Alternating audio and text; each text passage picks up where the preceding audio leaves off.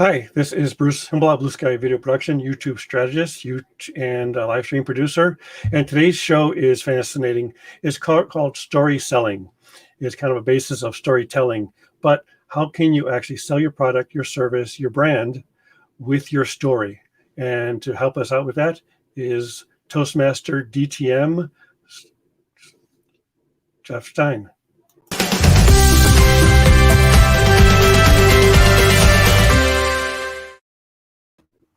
Hi, Jeff. Hey, Bruce, how are you? At least I did not say before I said Jeff Stein. I really don't. I'm not one of those people who have a problem with it as much. There are really some studies out there where ums and ahs are acceptable, and I know that there are Toastmasters people who are like, you're not supposed to say that out loud. To me, it's about comfortability and being more comfortable about getting up there when you are starting out. And there are some colloquialisms that make sense. Like I lived in the South for periods of time, so I say y'all even though I'm from the Midwest, or and there are days where I will start a sentence with so, and it does bother some people. Yep. But it's human nature. It happens. Yeah. So these are basic Toastmaster idioms. And I did attend one Toastmaster group maybe like 4 or 5 years ago. And the one big takeaway was don't say I do say so a lot. My opening statement is basically so. And when I'm interviewing people is and so. But yeah, it's I mean we have an entire piece where it's like, so that happened, and it's funny how if that's acceptable, it really depends on your audience. That's where it really comes down to. A lot of times you don't even realize you're saying it. I have a friend who says almost all the time, and once you hear it and you start listening for it, that's when it gets annoying. But if you don't really hear it, because I did another presentation, or we recorded a presentation where the guy said so much, but he was doing a slideshow, so we were able to actually cut out the ums. And by cutting out the ums out of a 40-minute presentation, I cut 5 minutes of his presentation in ums alone.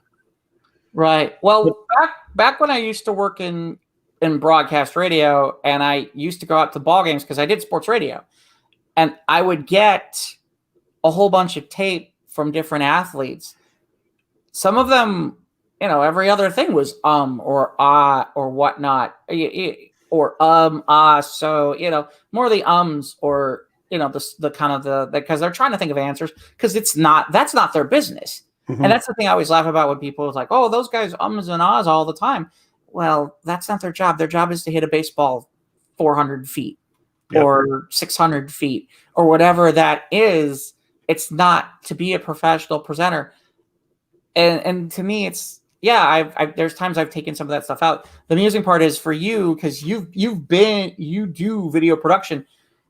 There are times where people are not skilled at it, and as a result, it makes people sound like a robot. So you have to be careful about making sure that there are those pauses in between, or otherwise it just sounds like one statement out right on top of another and doesn't sound natural.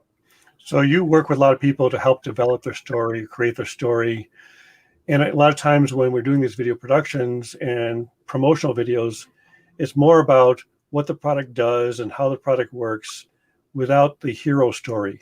How can you actually develop that, and how have you create a strategy around that?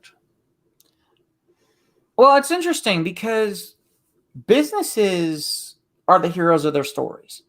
Businesses, entrepreneurs, especially entrepreneurs or freelancers or people along those lines, you are the hero of the story in some level. It's about what you can bring to the party, and you need to show what you were able to do and use that hero's journey from that perspective. Bigger companies do it too. And I'll give you an example. During everything that's going on with the pandemic, when Amazon runs those commercials about all the money that they've donated and all the materials that they've donated during the pandemic and for COVID, that's Amazon telling their hero story. That's Amazon extending their brand. and telling a different story than the story that some people might tell, which is, okay, there's this giant monolith that is sucking up all of major retail all over the place. And the reason why people go, oh, no, it's not like that, is because, well, look at all the things that Amazon does. Like, for example, they donated X number of millions of dollars in COVID relief, or they're helping certain charities and whatnot. That's the case with that. I mean, from a perspective of somebody who has been in sales for a long period of time, when I'm not doing this, I'm selling promotional products.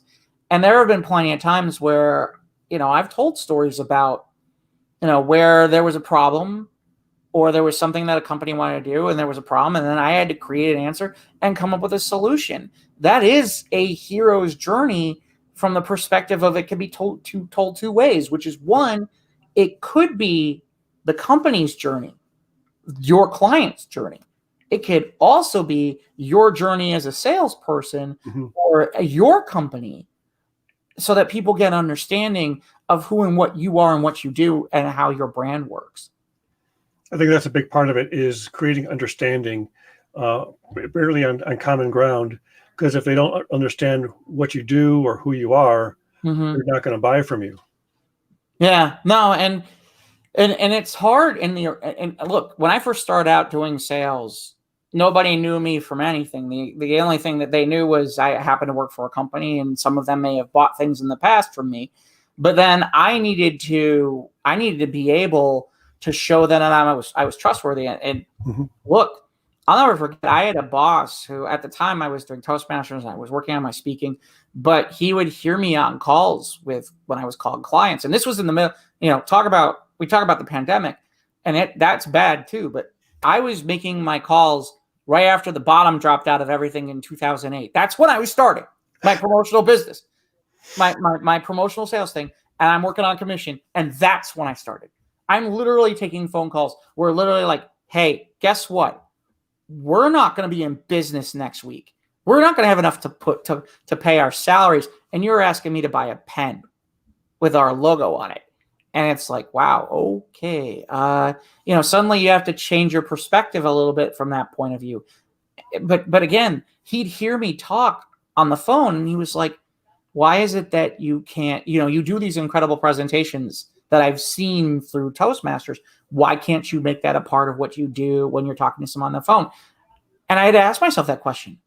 Why can't I do that? And so I made a lot of changes in what I do and how I talk about things, and from those perspectives. But my credibility initially was all about what I sold and the things I could tell them about knowledge. Eventually it became, a confidence. It became about the confidence that I got, the more comfortable I got doing phone sales and talking to people. So how'd you get into Toastmasters? Was it prior to anything that you've done professionally, or was it when? So I first just heard about Toastmasters, ironically, in college. I did competitive public speaking intercollegiately for the University of Indianapolis. And I did that because I thought it would help me with my speaking skills when I wanted to be the next big radio star. Because I grew up as a kid. I listened to Larry Lujak, and for people in Chicago, Wally Phillips. There was a part of me where it's like I would like to have been the next Howard Stern. Okay, maybe not to that level, but you get that idea. And radio fascinated me from when I was a little kid. And so to me, that's where I wanted to go. And to be a great radio star or to be a great radio personality, I needed to be able to control my voice. So I started doing this for, part of it was fun. I mean, part of it was I got to see campuses across the Midwest. Okay. The food was free. And I got to stay overnight. And did I mention, Bruce, there were girls there? Because there were. And so that was an opportunity. And that's where things started, is there. I worked in broadcasting when I got out of college. I worked a bunch of little stations, bunch of stations all over the place. I did sports. I did public affairs. I produced things. I worked in brokered radio, which means if you had money, you had time.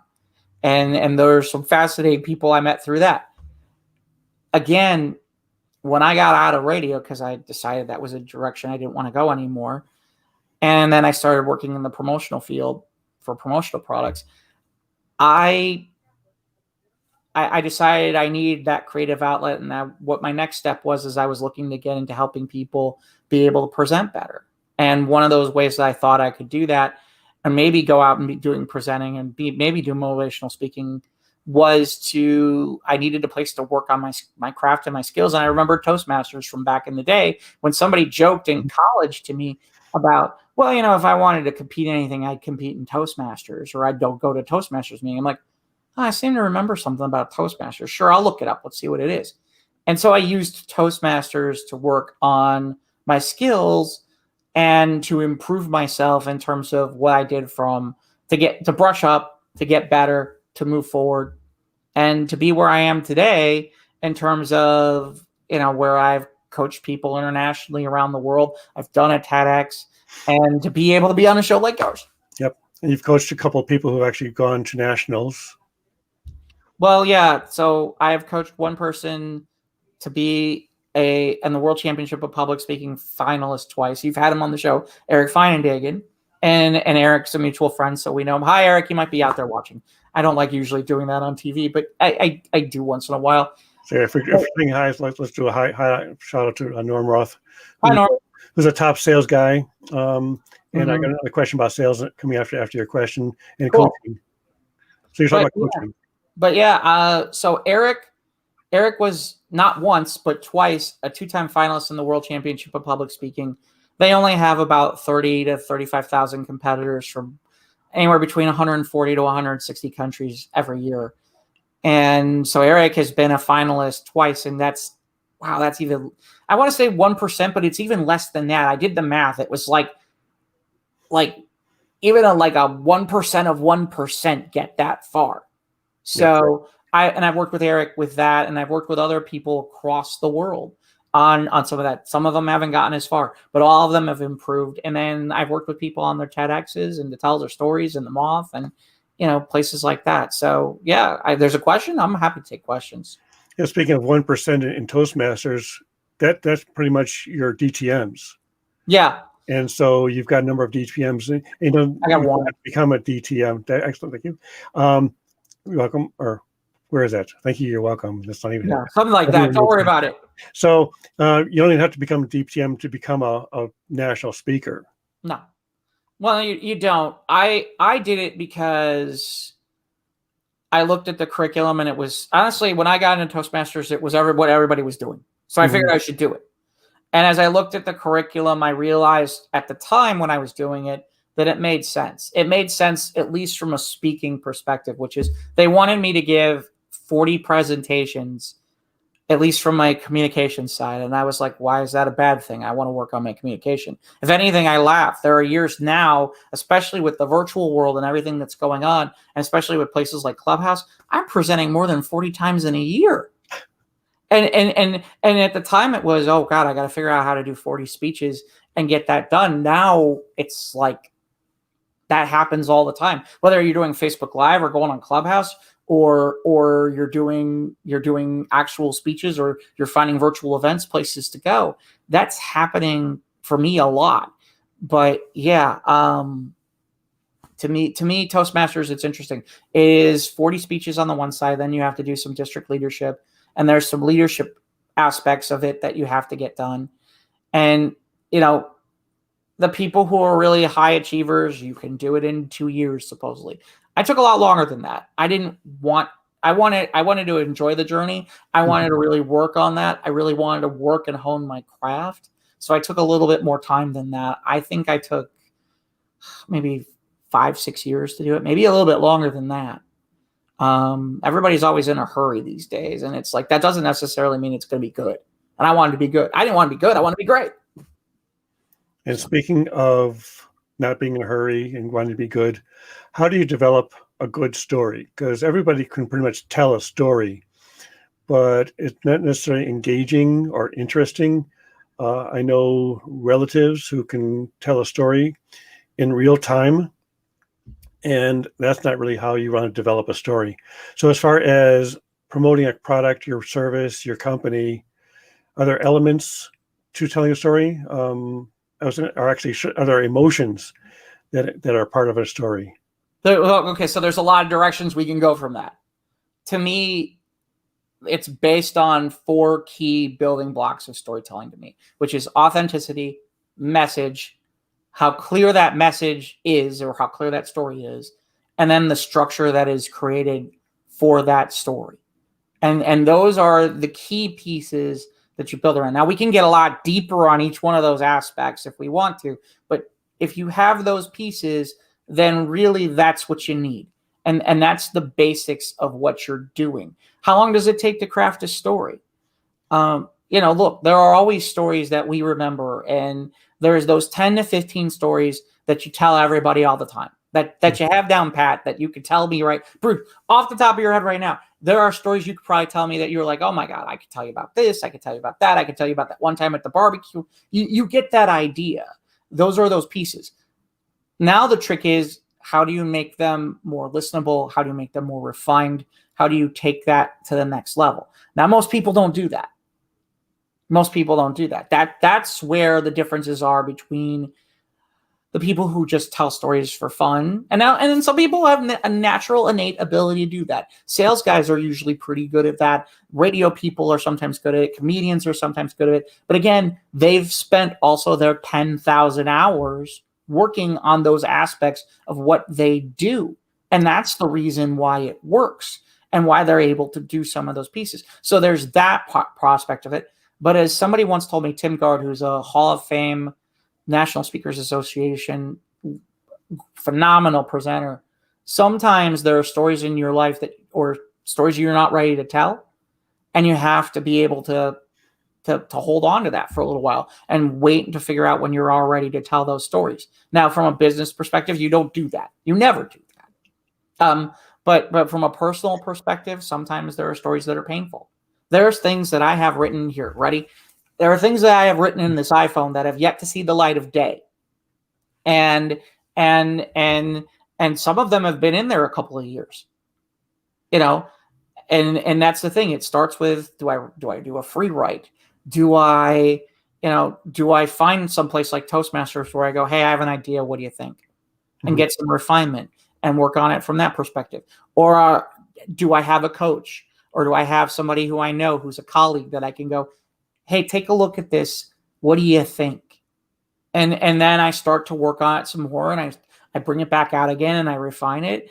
And slowly but surely, I have something that I feel good about. Now, my objective usually with stories is I try to build stories between that 5 to 10 minute mark, with the idea being that people don't really want longer stories. And if I'm doing a keynote or I'm doing something along those lines, I'm going to have multiple stories anyway. Yep. Let's keep those stories shorter rather than doing long version stories. Well, the time limit on a TEDx is what, or TED Talk is around 18 minutes? It's interesting. Now it's starting to turn into closer to 9. Really? I'm seeing a lot of TED and TEDx talks where it used to be you got 18. Like when I did it a couple years ago, it was, oh yeah, you can have 18. And I think I did like a little over 15 minutes. But now there are TEDx's out there where it's like you get 9.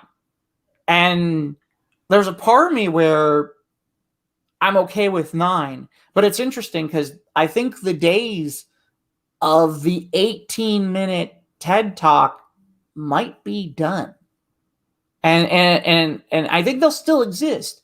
But I think we're getting at a point where, no, I don't think people really want to hear an 18-minute TED Talk unless you're Tony Robbins, who blows off the entire time frame anyway, and then goes 35 minutes on what's supposed to be an 18-minute talk. So, yeah. And yes, that did really happen. So, hey, Kellen. Hi, Kellen. And so, speaking of staying within your time limit, retaining their customers' engagement, humor is a big part of it. And some people think they're funny and they just kind of like maybe tell a joke or something, but there's different than adding humor to a story. Mm-hmm. Well, so here's the thing: even if you're doing sales or you're building that part, that could be something, and depends on your brand. you're a funeral home and you want to build in humor, you need to be careful about exactly what kind of humor you use and where you go. And we've seen that these days from brands where maybe somebody went a little too far or went a little too far one way or the other way. And I'm not just talking about cancel culture, just something where it's like, okay, you went a little too far on the bounds of where you are or what you wanted to do versus your brand, and you need to be careful with that. And some brands, it's a question of how far are you willing to go, or how much are you willing to take it, or what you want to do from that perspective in terms of your brand story or what the story is you want to tell. In terms of humor, as a kid, look, I grew up starting in the 80s when stand-up comedy just exploded. I mean, comedy clubs were everywhere. And I remember as a kid, like I remember when I was a teenager and I couldn't get into a regular bar, but you could get into on a Saturday night, like a Second City or an Improv. Those places would allow you in as a kid. And so we constantly be at that stuff, listening to improv and stand-ups. And I had I wore out my Robin Williams Live at the Met cassette, like literally sitting there going, how does he do that? What does he do? How did he do all that? Like the speed was crazy. And the stuff he'd come up with off the top of his head was just incredible. And to me, so I became a student of comedy from that perspective and about humor. And plus, I worked in broadcast radio. I wanted to have that. Yep. And today, and she'll love me when I say this, which is Judy Carter wrote a book called The Comedy Bible. And if you want to do humor, or you want to learn how to do humor, or just even tell a good joke, I would pick up that book. It is a phenomenal resource, no matter whether you're just a guy who wants to tell a good joke, or you want to be a sitcom writer, or you want to be a stand-up. That's a great book to have. And so Ray's talking about speaking from experiences with a story. And we had a conversation on Clubhouse kind of based on this, which was content versus delivery. And because I have content and I find delivery harder, I value delivery because as you can tell, my voice is pretty flat. I do have some sort of vocal range here, but you and Eric and other people I've seen talk definitely have the delivery portion. So I think you're kind of going on towards the content because that's what you're developing. So let's have a slight debate. So we've got a couple of minutes. Sure. Well, on content versus delivery, and define what the difference is. So here's the thing. I was in a Clubhouse room, and it was Andy Henriquez hosted a room on a Friday afternoon. It was funny. I wasn't supposed to be a panelist, and he kind of popped me on at the last minute. And it's so funny because I was like, I am so going to go on team content. That is exactly where I'm going to go. And as I'm waiting for my turn, I'm listening to people, and somebody mentioned, well, structure is technically a delivery system. And I'm like, uh-oh. I'm like, wait, that's technically true. Technically, structure is a delivery system. And I'm like, at first my reaction was, all right, fine, I'm going to go on delivery. As much as it kills me, I'm going to go on delivery. And I had to change my mind in the middle because I felt uncomfortable. I felt like I needed to go take a shower after I said it. That's how uncomfortable I felt, because I really believe in content, and content is about your message, and your message is about your passion and what you really believe in. And I think that's what you need. That always is what you need to build upon. When you have something to say, there are a lot of people. I guess there's a lot of people that I've heard sometimes who are out there who are speaking, and they don't have anything to say, or I don't understand what they're saying at all. And so as a result, or what they have to say, I don't agree with. Or from that perspective, or their content isn't really there, or their message isn't there. And so to me, if you don't have that, you might as well just be a newscaster reading off of a script. In some ways, it's more acting, so to speak, than anything, or along those lines. And by the way, that's not to say anything bad about delivery. Right. I think delivery is important. I think delivery is important. I think delivery systems are important. I think how you deliver the content is important. I think how you do that is extremely important. Based on what you said, Bruce, I understand where you're coming from. And I understand how you could get to that perspective about delivery. Because, look, I get it. I do. At the same time, it's like, you know, I'm tired. I'm tired of presentations where literally I'm sitting here going, what are you talking about? Why should I care? Yeah, but they're entertaining. And so, yeah, Shelley's saying that my delivery is calm, cool, and collected. It is. Yeah. So, and in fairness, there are things that you can work on to make your delivery not calm, cool, and deliberate. There are ways to do that. You know, it's funny you mentioned Eric, you mentioned me. I didn't start here. I put in my time. There are times where it's like, hey, okay, I need to sound more like this. I can do that. I can. It's hard because that's just not who I am, but it can be done. And it's just a matter. I had to change, Bruce. I had to change how I speak, because when I first came, you know, when I spoke back in the day when I did collegiate speaking, I could go really, really fast. And when I'm talking to you right now, I'm going pretty fast, to the point of where some people are going, wow, am I understanding them enough? When I should be talking probably a little bit slower. I should probably be about here. This is usually about where I'm at when I'm doing a presentation. Because I laugh, I think this is where a lot of Midwesterners are, is right about here. Yep. I go a little bit faster. Whoa, whoa, whoa. But I think if you're teaching something, you need to go a little bit slower. But if you're telling a story, you can change your pace, because you can still understand the story no matter what the pace is. And especially there are parts of the delivery of that story that require you to go faster or slower.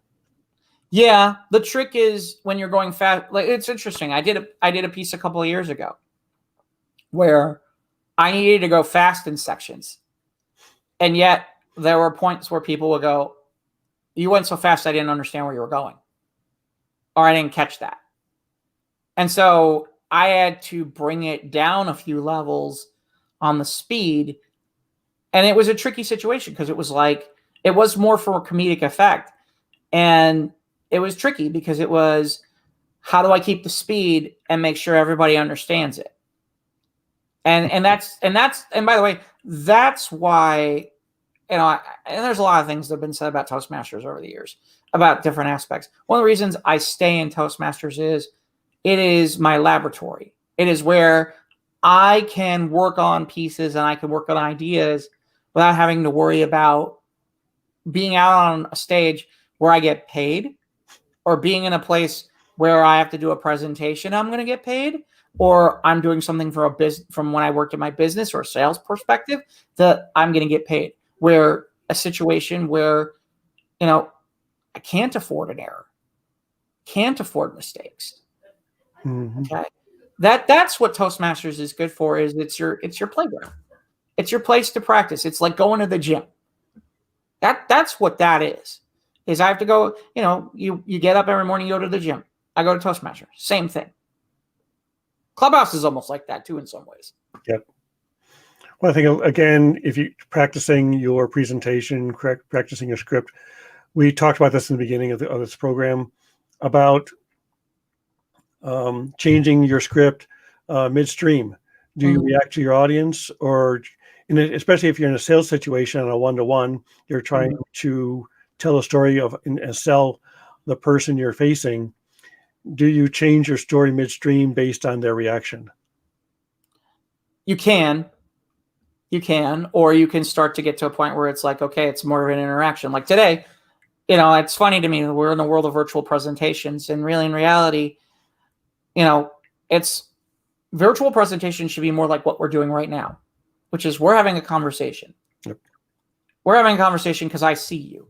Yep. Now, in a virtual presentation, you don't see anybody, but it's still that same conversation, and people don't grasp that. But there have been situations where it's like, yeah, I've been on stage where maybe I need to switch something up. Maybe the audience, I need to get another laugh, or I need to get another bounce, or maybe somebody asks a question and we can go in an entirely different direction, and it takes things a different direction. Or I've been on a stage and there have been people who've spoken before me where, maybe I want to use something that they've said and I want to either call back to it to make a joke, or maybe there's something that I can sit there and say, well, Joe was talking about XYZ. Let's put this in perspective. When we talk about XYZ, we can now talk about this. And maybe it takes me in an entire different place. And it takes that presentation an entire different place. The biggest thing I can say to people when you are, especially when you're sales, the first thing I would tell you is it's not about speaking, it's about listening. It's about listening. When you're in sales, you got to listen. And and in some ways, it's the same thing about your audiences. When you're speaking and you're telling stories, or you're doing public speaking, what is your audience telling you? Who's your audience? What is your audience? Why? Audience will want to, in some ways, I want to hear what they're thinking before I even start giving my ideas or my presentations. Frankly, usually when I'm on a sales call and I'm talking to somebody who I don't know, it's tell me a little bit about your business and what you guys are looking for, or why you're looking for it. Gives me time to make a whole bunch of notes. Gives me time to sit there and go, hey, wait a minute, here's some idea. Or after I'm listening, going, I got some really cool ideas for products. When I was doing promotional products, or when I'm talking to clients about storytelling coaching, hey, okay, I have some ideas for you based on what we're talking about. But I do want to clarify those ideas to make sure that we're going the right direction. Yep. And so my concept here then would be story selling would be more in a marketing material as opposed to be a one-on-one sales call then. It can be, yeah, because you can do story selling. We see it all the time. Whether it be whether we see TV advertising, social media is all about story selling. In some ways. The trick is that you still either way have to show value. You have to show value, and you have to understand your audience, and you have to respect your audience. And you can't just go out there and say whatever you want to say. And trust me, there are days where I wish I could do that. There are days where it's like, I don't give a damn about my audience. I just want to say what I want to say. But unfortunately, it doesn't work that way. Sometimes, and then again, let me say this. It depends on the venue. Okay. When you're talking about selling, absolutely, you have to listen.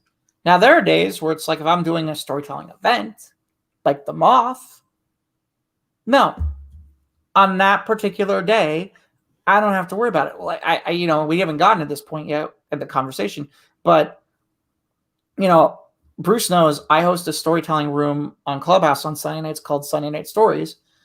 It's at 9:30 Central Time, and we bring in 4 different storytellers. They tell personal stories for 7 to 10 minutes.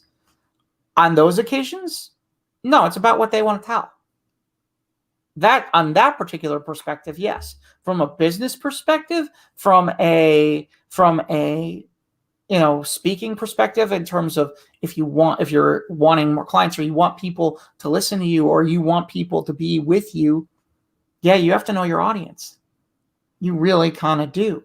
You need to understand them, and you need to listen to them, and then be able to build what you're doing based on that audience. And while it may be about you as an individual or your personal stories, you have to be able to relate them to them. Because if you can't, we're not going to go very far. Well, I think that's a key in sale, is to relate to your prospect and be on the same page, and understand where they're coming from and where you're coming from. Yeah. Just a quick story, just for perspective. So I think you've heard this one before, Bruce, which is I had Sotheby's Auction House call up. They were looking for promotional flash drives, and I was thrilled because it's Sotheby's. And the problem was they only wanted 10 pieces. They only wanted 10 flash drives, and my bosses were like, "No, we're not going to sell that. We're not going to do that." after, first of all, I had to explain to my boss who Sotheby's was, because that happened. And then I had to fight with them because they saw the sale right there. And then I saw more potential in that sale. I saw possibilities. And I had to fight pretty much the entire office. And they finally went along with it. They charged an exorbitant amount of money for 10 whopping 8 gigabyte flash drives at the time. And I'll never forget, my production director was like, oh, we'll never see them again. We'll never see them again.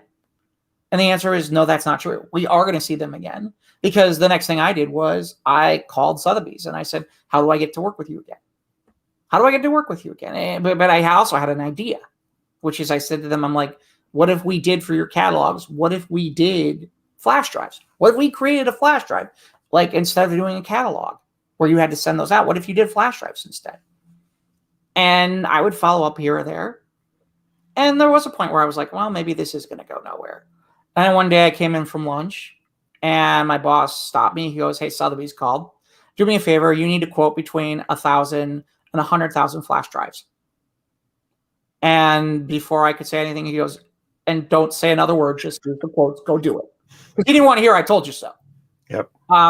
We did about with Sotheby's New York, we did about 15,000 flash drives for the tune of around about $50,000. And I thought it was done until Sotheby's London called, because they saw it. And they added on about another 7,000 to 10,000 flash drives. And that was another $50,000. So we took a $350 piece order for 10 pieces and turned it into 20,000 pieces and over $100,000. Why?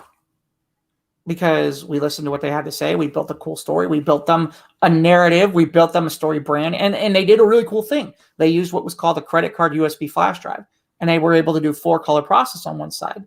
So what they were able to do, Bruce, was they took their artwork from all these different art, from all these really cool artists, and put it on the flash drive. And it was amazing. It was incredible. Yep. I've seen some of those. I think I've picked up one of those at one of the trade shows I was at. Right. And it's not a flat or a thick thumb drive. It's more of like, it looks like a credit card by the size. Yeah, it looks like a credit card. It looks like a credit card. Yep. Excellent idea. It's unique. Right. And like I said, it was cool because we did, like, a couple years later, they came back to me and we did one with Andy Warhol that I was like, give me some extras. These look really cool.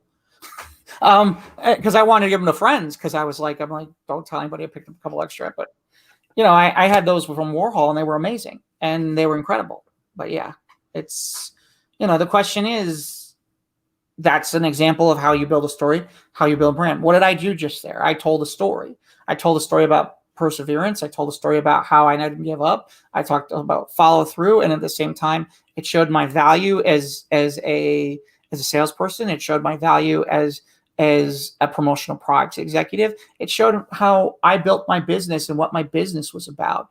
And at the same time, it showcased another company too. And I tied myself to a major worldwide company that people know and understand. Yep. And as a result, that helped me get credibility. And I did that all in what? 5 minutes? Less than. Yep. Yeah. Yeah. That was the short version. There's usually a longer version.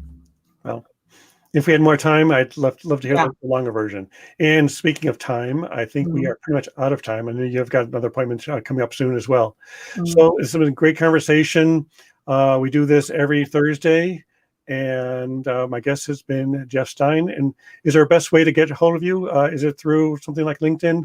Or at the moment, I'm on LinkedIn, so you can find me, and I'll probably share this in that way. You've got my LinkedIn. I am at Instagram. I am at Steinomite for you at Instagram, Steinomite for you on Twitter, as well as Clubhouse. I do have a Steinomite Productions page on Facebook. So it's Steinmite Productions on Facebook, so you can check that out too. Great. So I'm on all the stuff. I don't do TikTok yet because I don't think my big fat booty is a good idea on TikTok. Although it could be, but well, actually, this will probably end up on TikTok as a clip. Okay. Okay. So you will be on TikTok eventually. Oh, and yeah, obviously. Oh, I'm sorry. And there's Steinomite Productions YouTube page as well, where my TEDx is and a couple of things that I do. Okay. So. Yeah, so as we close out the show, we'll put the link in the show notes, as well as a link to your YouTube channel. Okay. Great. Thank you. It's been great. Thanks for having. Thanks for being here. Thank you. Talk to you soon. Bye, and have a great week. Yep. Bye.